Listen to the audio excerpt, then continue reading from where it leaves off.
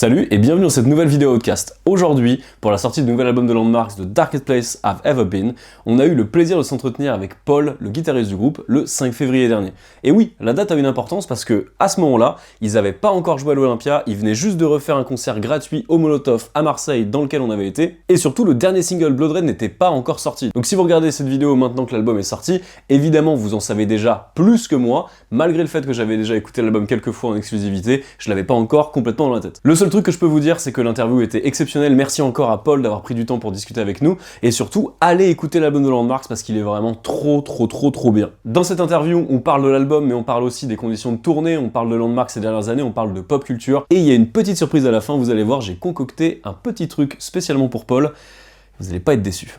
Bref, je vous laisse avec l'interview, c'est Baccarat pour Podcast. Et je vous fais des gros bisous. La dernière fois qu'on s'est vu, c'était au Molotov, il y a 2 semaines. Ouais. Ça fait quoi de rejouer dans des petites salles comme ça C'est trop cool. C'est vrai, vous avez kiffé? Cool. Ouais, on revient aux bases quoi. Ouais, bah ouais, tu m'étonnes. Bien. Ça fait du bien après avoir fait des gros concerts, des gros festivals et tout, de retourner dans un truc vraiment t'as l'impression de revenir au début du groupe quoi. Ouais, c'est là que vous avez commencé, c'est ça. La chaleur, ouais, trop bien. Bah, de toute façon, ça s'est senti. Nous, dans le public, on s'est pris une petite mandale, je t'avoue, de voir un groupe qui a beaucoup monté comme vous et de revenir dans une petite salle comme ça où on a vu des potes jouer et tout et il y a quelques semaines ça fait vraiment du bien. Du coup déjà merci pour ça, en vrai c'était hyper cool. Merci à vous d'être venus. Non, c'était avec plaisir.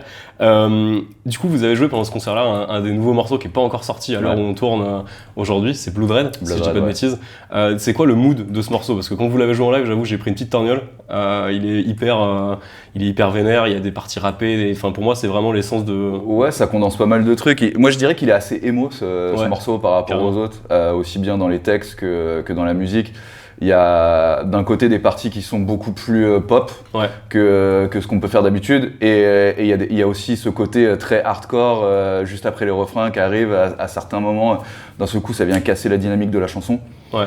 Et au niveau des textes, ça découle de tout le thème de l'album. Ça parle de dépression. C'est une étape particulière de la dépression, un peu une descente aux enfers mentale tout au cours de l'album. Et cette chanson, dans cette traversée de l'album, arrive à un moment un peu fatidique.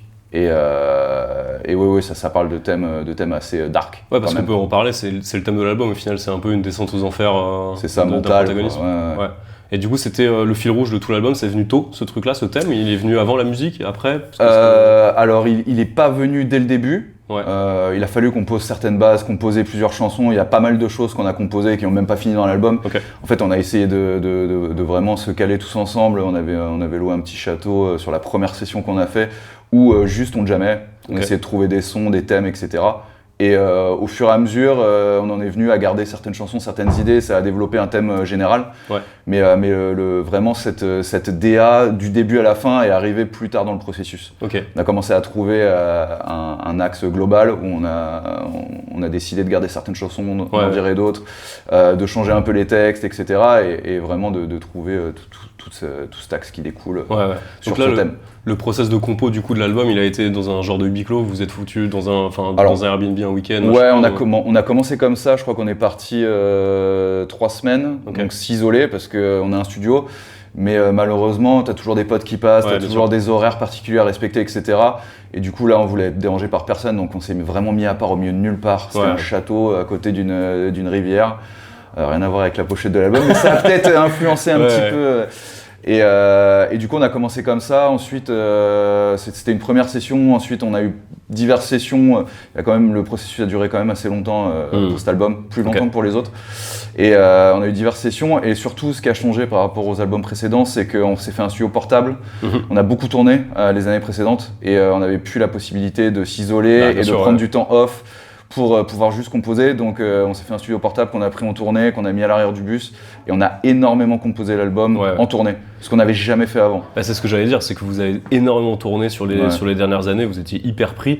Comment tu composes un album dans ces conditions-là? C'est compliqué, mais tu dois t'adapter, tu dois faire en fonction. C'est pas facile tous les jours parce que quand tu es dans un contexte de tournée, ton esprit est ailleurs, tu penses au show, tu penses aussi, t'as très peu de vie personnelle, donc t'essayes de faire en sorte de garder ton petit côté de vie personnelle tous les jours, faire un petit peu de sport, sortir un petit peu, aller visiter. En même temps, t'as tes balances, t'as ton concert à préparer. Il y a pas mal de choses qui rentrent en compte, et en plus composer, trouver le moment où forcément, ça s'impose pas de la composition, soit tu l'as, soit tu l'as pas. Bien sûr. Il y a des moments où tu dois te forcer, ça aboutit à rien. Ouais. Et ça met beaucoup de frustration. C'est ce que j'allais dire, ça doit être hyper frustrant. Tu te forces, je sais que Flo, qui compose énormément dans le groupe, lui, s'est beaucoup forcé sur cet album. Il y a des moments où 1 heure, même pas 30 minutes avant de monter sur scène, il était encore sur l'ordi, en train de faire des riffs et tout. Tu vois, c'est un truc qui te rend fou parce que si t'arrives pas à ce que tu veux, ça te met dans un bad mood sur le truc. T'as l'impression d'être dans un timing où si tu c'est ça, il faut arriver à décrocher. En fait, c'est compliqué en tournée, mais ça a été une épreuve pour nous. Mais regarde, on en est arrivé à l'album qui, pour nous, est le plus abouti de tous, celui dont on est le plus fier et content. Et juste, voilà, on a charbonné beaucoup sur celui-là. Ça n'a pas été facile tous les jours. Ça s'en ressent dans les textes. Ce côté dark, c'est aussi ça. C'est d'avoir essayé de mettre tout en œuvre pour arriver à avoir cette œuvre globale qui a été une traversée compliquée, quoi. Bien sûr. Et du coup, pour se donner une idée du temps, vous avez commencé à le composer quand? C'était quand cette fameuse résidence? J'ai pas envie de te dire de bêtises, je crois qu'on a commencé en 2022. Ok. Si je dis pas de conneries, je crois que ça a commencé en 2022 ou début 2020, peut-être début 2023. Ok. C'était au moins un processus de 2 ans, quoi. Ouais, c'est ça. Un process qui a pris son temps quand même, vous n'avez pas rushé le truc. En même temps, avec les conditions dont tu parlais, c'est pas. Oui, et puis aussi, on avait une grosse pression sur les épaules, c'est-à-dire que c'était un album qui est un peu charnière pour nous. C'est le point que j'allais aborder, c'est qu'après un album comme Lost in a Wave, vous avez commencé à un point et vous êtes arrivé sur une main stage du Hellfest l'année dernière. C'est un album qui a changé beaucoup de choses. C'est clair. Du coup, celui qui suit derrière, ça doit être une grosse pression pour vous de sortir quelque chose. Et jusqu'à la fin, jusqu'à ce qu'on boucle les derniers morceaux. On n'était même pas sûr, on se posait encore des questions, on n'était pas certain des choix qu'on faisait sur les chansons, sur la DA, etc. Et en fait, d'un seul coup, il y a eu un déclic où tout s'est mis à découler. Et je sais que quand on a terminé, par exemple, cette chanson Blood Red dont on parlait, c'est la dernière qui est arrivée sur tout le processus de l'album. C'est la quatrième dans la tracklist, c'est ça? C'est relativement au début de l'album. Je saurais pas te dire, de tête, je me rappelle pas à plus. la fin, quoi. Ouais. Mais en tout cas, c'est la dernière qu'on ait terminée, qu'on ait composée vraiment à la fin de l'album. C'est la dernière qu'on ait bouclée. Et je trouve que celle-là, elle a fait le lien avec tout le reste de l'album. Ça nous a ouvert les yeux sur plein de trucs qu'on voulait pour la DA, etc. Et c'est là que vraiment, genre, ça nous a apparu comme un déclic. La sélection de la tracklist aussi. Le fait que, tu vois, au début, les morceaux n'étaient pas dans l'ordre, de choisir une tracklist et de se dire, voilà, on commence par celle-là. T'as ta créature au début et puis t'as tous ces morceaux qui suivent ce fleuve, tu vois, qui est sur la pochette et pour arriver à Funeral à la fin. Tout ça, en fait, imbriqués les uns avec les autres, ont fait que pour nous, ça a créé une œuvre, en fait. Ok. Ouais, de toute façon, ça se ressent. J'allais te poser la question justement sur l'intro et l'outro de l'album, où tu sens que sur l'intro, il y a ce truc très lent jusqu'au moment où il y a le blast qui rentre et qui te casse la nuque. Et l'album. J'ai dit une bêtise, c'est pas Créature en premier du tout, c'est la deuxième. Mais t'as l'intro avant. La première, c'est ça. La première vraiment, où c'est un morceau. Exactement. Celle-là justement, il y a toute cette intro très lente avec ensuite l'enchaînement sur un truc beaucoup plus hardcore et le dernier morceau de l'album, lui c'est vraiment un piano-voix très lent. Il y avait un choix dans le fait de prendre ces morceaux-là pour commencer et finir, enfin de faire un piano-voix, de faire ce genre de... je trouve que ça collait vraiment bien avec, comme je disais, la DA de l'album, les lyrics aussi, dans l'évolution des lyrics, l'histoire que ça racontait. Ça commence sur quelque chose de très dark. Un guitare-voix qui est éraillé, Saflo, quand il nous a fait la démo, il nous a fait écouter ça, on s'est tous dit, il n'y a pas eu de réflexion, c'était une petite démo au début, on s'est tous dit, celle-là, il faut que ce soit la chanson d'ouverture de l'album. En fait, t'as cette guitare-voix éraillée, ultra émo, et d'un seul coup qui break avec le gros blast, et ça part sur... En fait, ça condense un peu tous les éléments de Landmark dans une chanson. C'est très court et ultra intense, et on trouvait que c'était la meilleure façon de commencer l'album. Et ce qu'on voulait faire, c'était donc vraiment faire évoluer les lyrics et la musique au fur et à mesure de l'album. Et Funeral, à la fin, ça colle vraiment avec les lyrics. C'est là qu'il y a le repos de l'âme et de ce protagoniste qui descend à travers les enfers, quoi. À travers le Styx. Voilà, c'est ça. Et il y a des petits rappels de lyrics par rapport à cette première chanson. C'est vraiment un bouclage. C'est la suite de cette chanson d'intro, quoi. C'est celle qui termine le cycle. Qui donc donne c'était voulu. Le ton, Trop cool. Et du coup, en parlant de lyrics et de façon de chanter, etc., il y a beaucoup de parties rappées, mais il y a surtout beaucoup de parties en français dans l'album. C'est un choix dans un moment où vous allez de plus en plus à l'international et tout, de continuer à garder cette culture française. Bien sûr, c'est super important pour moi. C'est très important de garder le côté français. On joue là-dessus aussi c'est pas quelque chose, enfin c'est pas forcé. Ouais, c'est pas un que gimmick Flo a rappé en français avant de, il a commencé en faisant du rap aussi. Il a commencé en faisant de la guitare, mais aussi du rap. Il avait un petit collectif de rap avant Landmarks et c'était c'est quelque chose qui est inné pour lui, tu vois. Il a grandi en écoutant du rap, il était super fan de Booba, de rap marseillais, de IAM, etc. Et c'est quelque chose qu'on a toujours voulu intégrer à notre musique. Ouais. Et là, bah, on a voulu un peu pousser ce côté rappé sur cet album. On trouvait que genre on avait commencé à l'intégrer sur l'album d'avant, mais on a voulu encore plus développer, que ce soit ça ou aussi bien les côtés qui sont plus métal, plus violents dans cet album-là. C'est des choses qu'on a voulu encore plus développer sur cet album. Ok.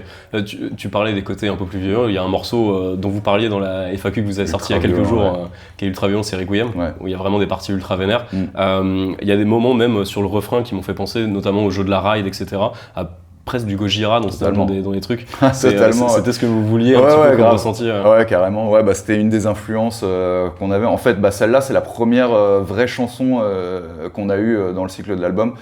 Quand on s'est posé à ce château dont je te parlais, au milieu de cette session, on était tous en train d'écrire des trucs un peu différents. On savait pas trop où partir.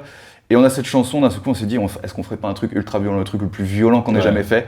Et on a commencé à écouter des trucs. Moi je t'avoue que personnellement, je suis pas un ultra fan de musique archi-violente. Moi j'écoute plutôt du hardcore, mais tout ce qui est death, etc., j'ai pas de grandes connaissances dans ce genre de choses. Et on a commencé à regarder des vidéos de groupes.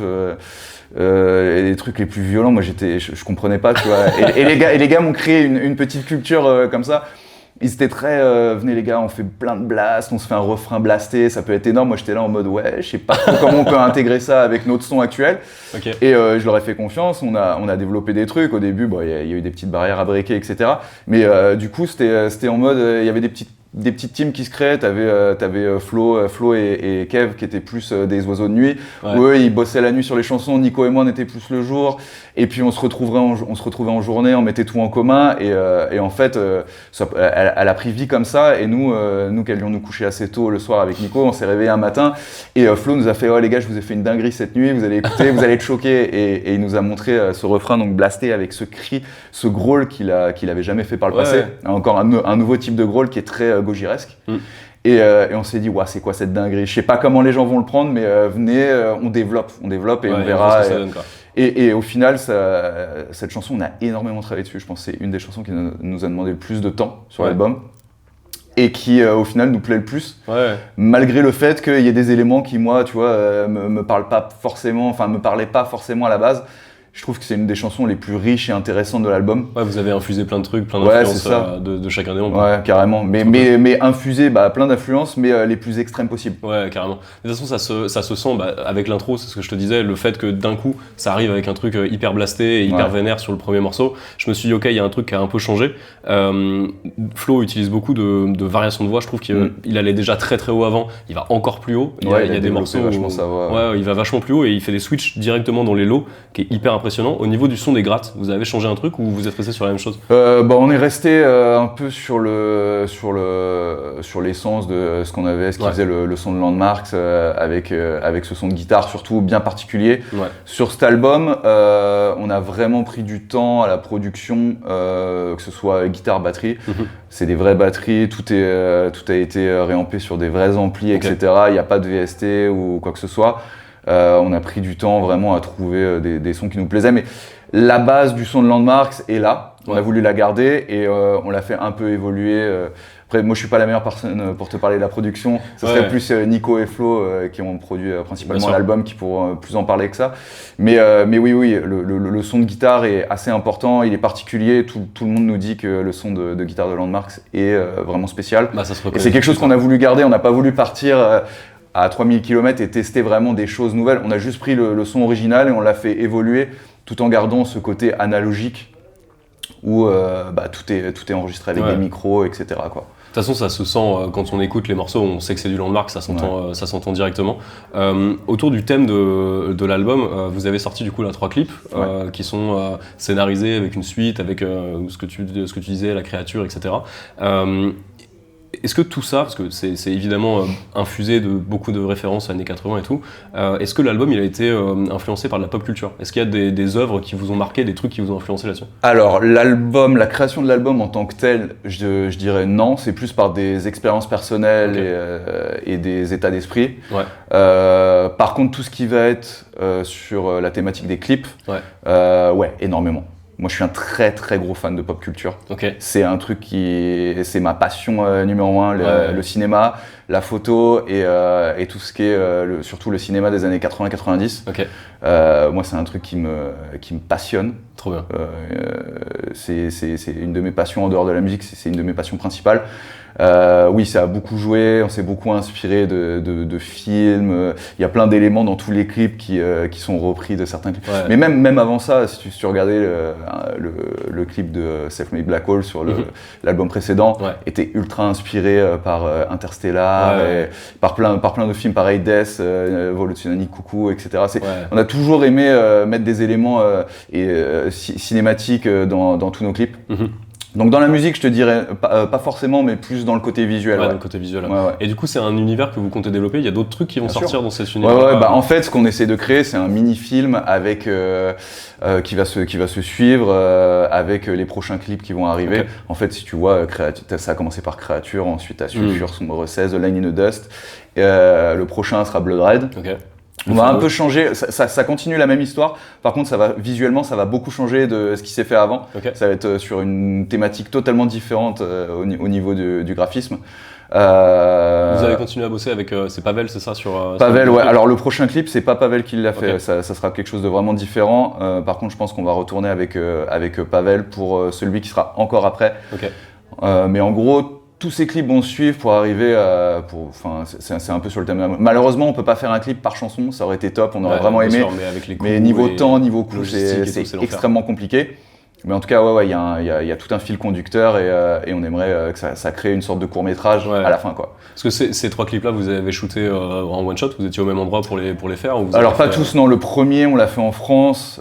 C'était donc le producteur Pavel avec qui on travaille depuis très longtemps, qui l'a fait en main dans la main avec le Turc. Qui est un réalisateur photographe français. Il a fait des gros trucs. Lui, il a son univers où il crée des décors, etc. Donc c'est lui qui a créé tous les décors de Créature. Donc on a commencé avec ça. Ensuite, on est parti pour Sombre 16, je dis pas de bêtises, Sulfure Sombre 16, A Line in the Dust.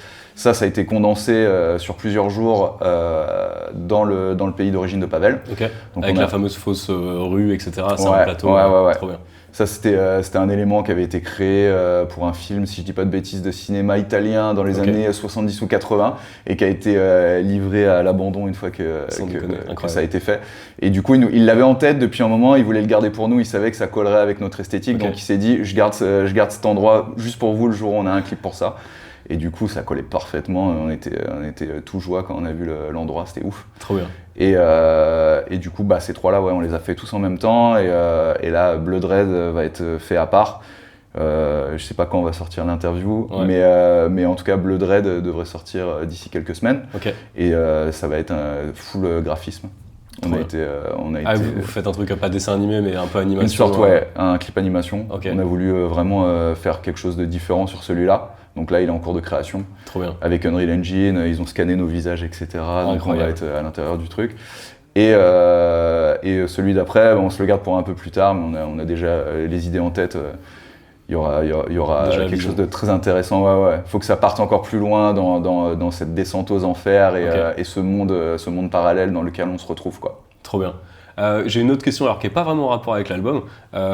J'ai checké une interview que tu as donnée il y a quelques années où tu parlais des jeux vidéo auxquels tu as joué et tout. Tu avais joué à The Last of Us, si je dis pas de conneries. Tu as fait le 2 ou pas depuis ? Bien sûr. Et est-ce que tu as bien aimé ? Bien sûr, il déchire. Je suis pas quelqu'un qui est ultra jeu vidéo pour le coup. Tu vois, on parle de pop culture et tout.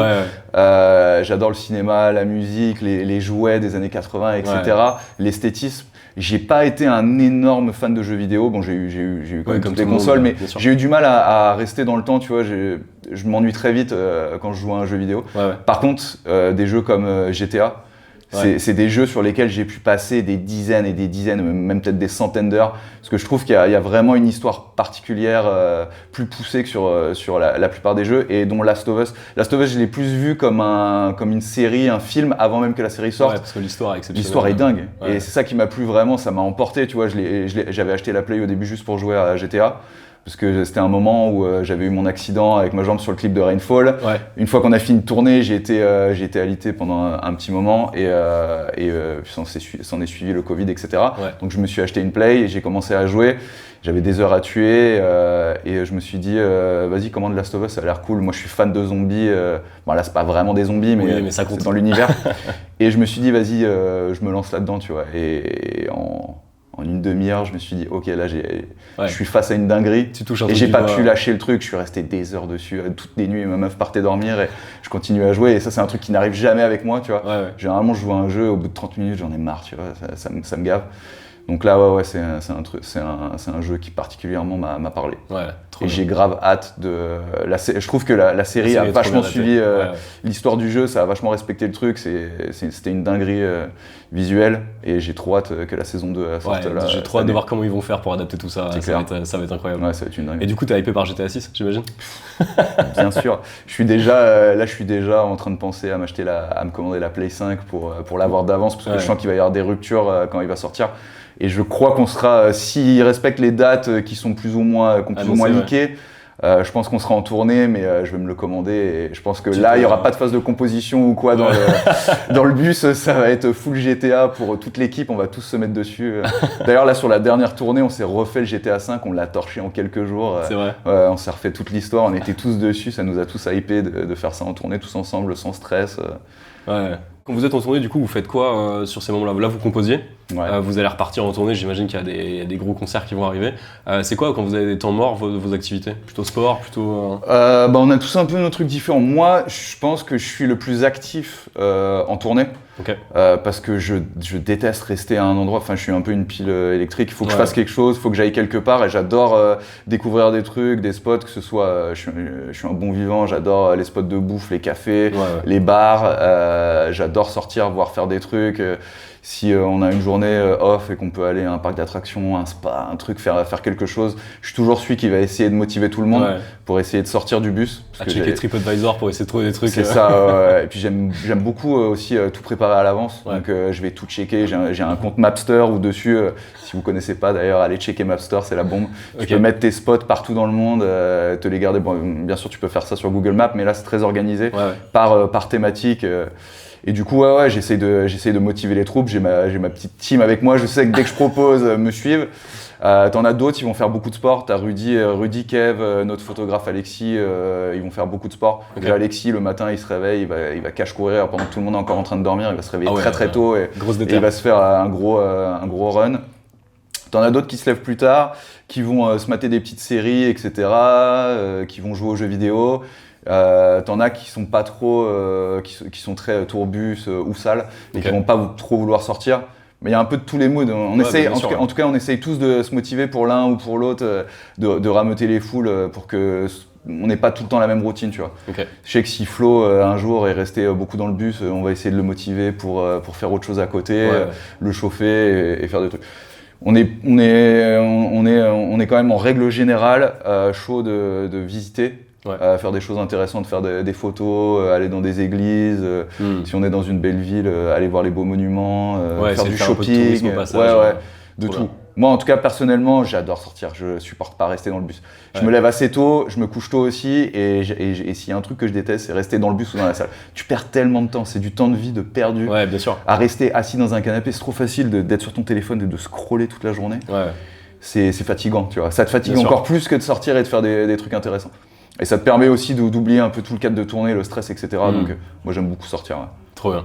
En parlant de stress, du coup, dans quelques semaines, très bientôt, même maintenant, il y a l'Olympia qui arrive. Comment tu te sens avant ça? On est stressé. C'est vrai? Ouais. Franchement, c'est une étape là. Surtout moi qui suis parisien, c'est une salle mythique. C'est une dinguerie, tu vois. Pour moi, c'est là que Johnny a commencé. T'avais les Rolling Stones, etc. qu'on jouait là-bas. Enfin, t'as que des trucs mythiques qu'on jouait là-bas. Et puis, c'est une salle qui est trop belle, c'est une étape charnière aussi de notre carrière. Donc c'est stressant. On prépare un show spécial pour. qui a été très travaillé. Et du coup, on a plein d'éléments qui se rajoutent dans notre production, etc. Et oui, ça rajoute du stress. Bah ouais, c'est stressant. Mais ça va le faire. Le jour, on est prêt, le jour même, on va assurer, on va faire en sorte que tout se passe bien. Je sais qu'à chaque fois qu'il y a eu, tu peux toujours avoir des couilles par-ci par-là, chaque fois qu'on a eu des éléments très importants dans notre carrière, que ce soit ce live au Hellfest, les gros shows qu'on a pu avoir à Paris avec l'évolution, tout s'est toujours bien passé. Ouais. Malgré le stress, on sait que sur le moment, on assure et que tout va bien se passer. Ouais, c'est clair. Là, on va jouer en face de toutes nos familles. On a toutes nos familles qui viennent, nos proches, nos amis, en face d'un public de fous qui a sold out la salle. Ouais, les gens ils se sont arrachés les tickets. On va tout donner. Ça va être la bombe. On a trop hâte. C'est le show de l'année là. Qu'on a le plus hâte de faire. Trop bien. Trop hâte de voir ça. Et bah trop cool. Je pense qu'on est bon pour cette partie-là. Ouais. Merci beaucoup. Bah, j'ai une petite activité à te proposer avant qu'on termine, si ça te va. Vas-y. Je vais passer pour un con, j'espère que t'es prêt. Est-ce que j'ai mon sac? Les autres m'ont dit, si tu le fais, on te paye une bière. Est-ce que tu joues d'un instrument autre que la guitare? Genre bien ou... Genre, est-ce que t'as déjà fait d'un autre instrument? S'il y a un instrument qui me passionne et que j'aimerais vraiment développer et jouer un jour, ce serait la batterie. Ok. J'ai toujours kiffé la batterie. Le problème, ça a toujours été les problèmes de bruit, etc. Ouais, bah ouais, j'ai toujours kiffé ça. Et sinon, s'il y a un instrument que je trouve, pour être honnête, l'instrument que je trouve le plus magnifique et à écouter et qui aussi me passionne, c'est le saxophone. Ok, ah ouais, je rêverais. J'en jouerai jamais parce que j'ai un souffle éclaté, j'ai des problèmes de poumons, etc. Mais c'est un instrument que je pourrais jamais jouer, je pense. Okay. Mais pour le coup, je trouve magnifique. Le son qui sort d'un saxophone, pour moi, c'est le plus magnifique de tous les groupes qui ont du sax, The Midnight, ce genre de truc, ça me rend dingue. Ah, je suis si fan de The Midnight. Ouais, c'est exceptionnel. Tu les as déjà vus en live? Bien sûr. Je les ai vus aux États-Unis, je les ai vus en Europe, je les ai vus partout. Ouais, je suis immense fan de ça. Préféré, ouais. Trop bien. Et ben écoute, je vais t'offrir une performance qui va pas être au niveau de The Midnight. C'est l'instant, c'est un nouveau format. Voilà, c'est l'instant pipe au chien. Qu'est-ce que c'est que cette dinguerie? C'est un pipeau et en même temps un chien. C'est super. C'est un petit hot dog portable, quoi. C'est un petit hot dog portable. On va jouer à un jeu, tu vas devoir deviner le refrain que je te fais de Landmarks. Ok. Si j'arrive à... Vas-y. Si j'arrive à m'en sortir. Est-ce que t'es prêt? Vas-y.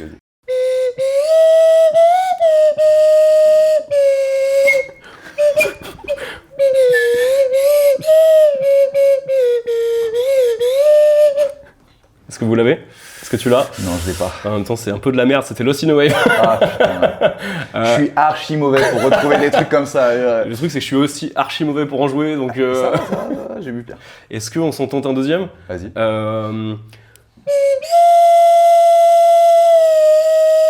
Créature. Oui, vous voyez, c'est pas si nul. C'est plus facile sur celle-là, t'as un refrain plus lent avec les longues notes et tout, c'est plus facile. J'en tenterai pas une troisième, c'est terminé.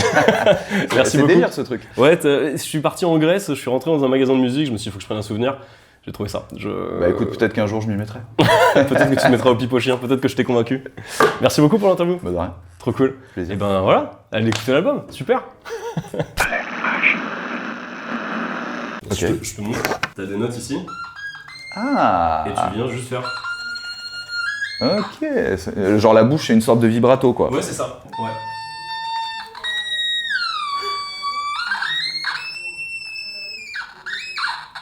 Putain, c'est dur. Tu arrives à jouer, toi? Non, je suis très mauvais, tu veux qu'on fasse un blind test avec ça?